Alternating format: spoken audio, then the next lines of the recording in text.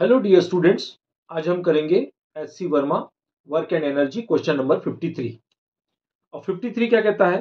The bob of a pendulum at rest is given a sharp hit of impart horizontal velocity root 10 gl where small l is the length of the pendulum. Find the tension in the string when a the string is horizontal, b the bob is at the highest point, and c the string makes at angle 60 degree with the upward vertical. तो चलिए, इस question में क्या कहा है? Simple pendulum है, initially it is in at rest और इसे 10 जी एल वेलोसिटी प्रोवाइड की है एक हिट दे करके, जिससे ये सर्कुलर मोशन करने लगा है। अब सर्कुलर मोशन करने लगा है तो हमें तीन केसेस पर, कौन सी? बी, सी और डी, नीचे वाली इनिशियल स्टेज को हमने ए नाम दे दिया है। तो यहां पर बी पर, सी पर और डी पर हमें टेंशन निकालना है। अब बी पर कौन कौन सी पोजीशन है? ये है horizontal position B, C exactly vertical extreme top पर है सी, और डी जो है making angle with vertical 60 degree, या either this side either this side, दोनों में से कोई सी भी साइड ले सकते हो। तो यहां पर तो इसका नाम दिया हमने V1, लेबलिंग की है V1, यहां पर V2 और यहां पर V3। तो अब हमें क्या निकालना है? सबसे पहले हम बी पर पहुंचते हैं और बी पर हम निकालते हैं टेंशन। तो बी पर टेंशन निकालने से पहले हमें निकालना है वेलोसिटी। तो कैसे निकालेंगे? Laws of conservation of energy. तो ए पर एनर्जी कौन सी है? सिर्फ काइनेटिक एनर्जी, और वो है हाफ एम वी स्क्वायर। और बी पर कौन सी एनर्जी? बी पर कौन कौन सी एनर्जी होगी? बी पर होगी आपकी पोटेंशियल एनर्जी, जो ग्राउंड से एल हाइट पर है, मतलब एम जी एल, और half M V one square. हमने यहां पर V1 वेलोसिटी दी है। तो अब क्या हो जाएगा? V आपका कितना है? V आपका है root 10 G L, root 10 G L का स्क्वायर मतलब 10 जी एल, राइट। अच्छा, एक बात और इसमें बताना है कि इसके नीचे की जो वेलोसिटी है रूट 10 जी एल है। तो रूट 10 जी एल का मतलब अब आपको पता होगा कि किसी भी ऑब्जेक्ट को पूरा सर्कुलर मोशन लाने के लिए नीचे वाली minimum velocity we have required 5 G L, 5 G L चाहिए अगर रेडियस एल है तो 5 G L minimum required velocity चाहिए, जबकि अपने पास 10 जी एल है। तो इसका मतलब आराम से ये घूमेगा। और बीच अब यहां पर चलते हैं तो 2 5 जा 8, 5 जी एल, इसमें माइनस किया, minus M G L equal to half M V one square. तो ये हो गया 4 M G L 1/2 M V one square, M M cancel, 4 टू ज़ा 8। तो यहां वेलोसिटी आ गई V1 की 8 जी एल, 8 जी एल, यानी V1 equal to root 8 G L. चलिए, ये हमारी वेलोसिटी आ गई। अब हमारे पास क्या रहा? अब हमें हॉरिजॉन्टल केस पर टेंशन फोर्स निकालना है। अब हमारा मैटर टेंशन फोर्स है, तो इसमें क्या रहेगा? M V square E1 square by radius कितनी है? रेडियस तो एल है, इसमें कोई चेंज नहीं है।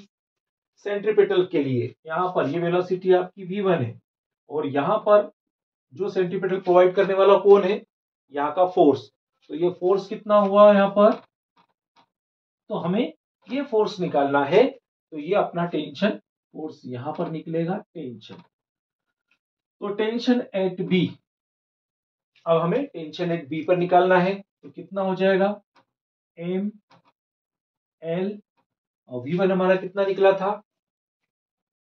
8 जी एल, और टीबी रूट से cancel out, L L cancel, तो TB equal to 8 M G. ये हमारा बी पर टेंशन निकला। चलिए, अब अपन सी केस पर, इस सी केस के लिए टेंशन निकालते हैं। तो उसके लिए हमें सबसे पहले laws of conservation of energy निकालना होगी। और एक बात ध्यान रखिए कि ये क्वेश्चन अलग अलग पॉइंट्स पर टेंशन निकालना, अलग अलग पॉइंट पर इनकी वेलोसिटी निकालना, ये प्रैक्टिस के लिए बहुत अच्छा क्वेश्चन है। तो सबसे पहले हम क्या करते हैं कि जो ए पर एनर्जी है, ए पर एनर्जी यहां पर लिख देते पहले, टेंशन एट सी, हमने ये हमारा टारगेट। तो सबसे पहले हम क्या करेंगे, सबसे पहले laws of conservation of energy वाला फॉर्मूला अप्लाई करेंगे, 1/2 v स्क्वायर। और यहां पर कौन कौन सी एनर्जी होगी, यहां पर दोनों एनर्जी होगी, आपकी काइनेटिक एनर्जी और पोटेंशियल एनर्जी। तो पोटेंशियल एनर्जी कितनी हो जाएगी, mg, और ग्राउंड से लेकर यहां तक का डिस्टेंस कितना है, यहां से यहां तक का डिस्टेंस कितना है, यहां तक का l, और ये भी l, तो हो गया 2l, mg 2l, 1/2 m और v2 का स्क्वायर। हमें v2 निकालना होगा क्योंकि सेंट्रीपिटल फोर्स के लिए हमें वेलोसिटी v2 ही चाहिए। हाँ, v कितना है, v √10gl square 2mgl 1/2 m v2 square. तो square and root cancel, 1/2 m 10gl 2 mgl 1/2 m v2 square. 2 5 10, 5 mgl minus 2 mgl 1/2 m v2 square. तो ये कितना हो गया, 3 mgl 1/2 m v2 square. m cancel, 2 3 6 gl equal to v2 square, and v2 can be written as 6 gl। तो चलिए, ये हमारी v2 आ गई। अब v2 आने के बाद यहां पर देखिए सेंट्रीपिटल जो प्रोवाइड हो रहा है वो mv2 स्क्वायर बाय l, वो दो चीजों की वजह से हो रहा है। कौन कौन सी, इस पर दो फोर्स लग रहे हैं, एक आपका mg और एक आपका टेंशन। टेंशन की भी डायरेक्शन यही है, स्ट्रिंग पर जो टेंशन है mg की भी डायरेक्शन नीचे ही है, दोनों की डायरेक्शन एक तरफ है, और जो प्रोवाइड कर रहा है आपका, जिसकी वजह से ये रोटेट हो रहा है, वो mv2 स्क्वायर बाय l। तो अब यहां पर क्या हो जाएगा, हमें निकालना है m v2, v2 कितना है, v कितना है, v2 6gl √6gl square upon l, और ये कितना है mg और टेंशन t। तो ये कैंसल आउट हो गया, ये कैंसल आउट हो गया, तो ये हो गया m और 6gl upon l minus mg equal to t। तो ये हो गया 6mg minus mg equal to t, इसका हम tc नाम दे देते हैं। तो tc इक्वल टू 5mg हो गया, ये आपका टेंशन आ गया। अब हमें निकालना है डी कंडीशन पर टेंशन। तो चलिए डी पर निकाल, तो चलिए अब डी केस के लिए टेंशन निकालते हैं। तो सबसे पहले वही laws of conservation of energy वाला फॉर्मूला अप्लाई करना है। तो ए पर वेलोसिटी कितनी थी, √10gl है ना, तो 1/2 mv स्क्वायर, और डी पर कौन कौन सी एनर्जी है, पोटेंशियल एनर्जी और काइनेटिक एनर्जी। तो पोटेंशियल एनर्जी कितनी है, पोटेंशियल एनर्जी है mgl, ये तो पूरी पूरी है। यहां तक पहले हमने सबसे पहले वाले कंडीशन में, मतलब बी वाले केस में हमने mgl निकाल चुके थे, तो ये mgl होगा, और इसमें प्लस कुछ और पोटेंशियल एनर्जी होगी जो इस डी पॉइंट पर होगी। तो उसके लिए हमें क्या करना होगा, उसके लिए हम पहले देख लेते हैं, ये वाला परपेंडिकुलर ड्रॉप करते हैं यहां पर वर्टिकल लाइन पर, ये परपेंडिकुलर हमने ड्रॉप किया।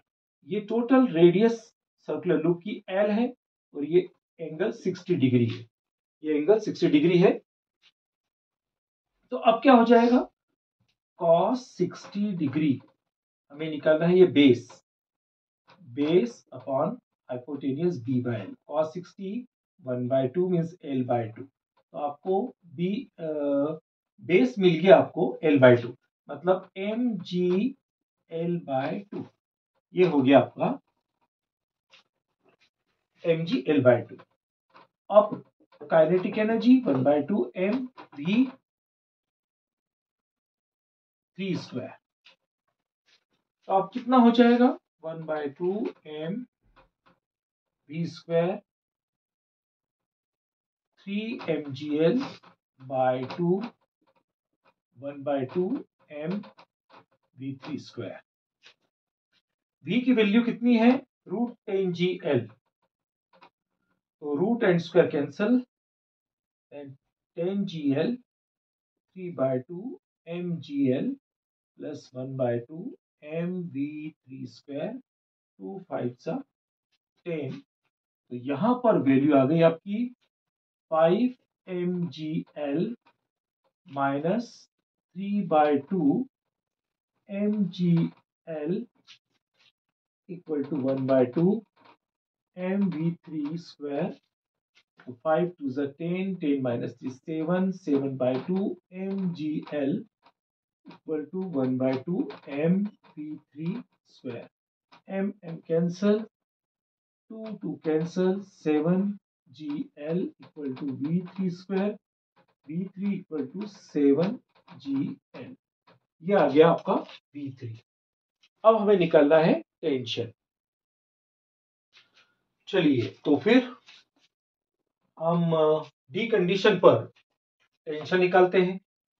ये भी अपने सेंट्रीफ्यूगल के बराबर हो जाएगा। तो कैसे होगा mv3 ² ये हमारा टेंशन डी पॉइंट के लिए। अब mg जो है ये mg दो कंपोनेंट में बढ़ जाएगा, एक mg sin थीटा और mg cos थीटा।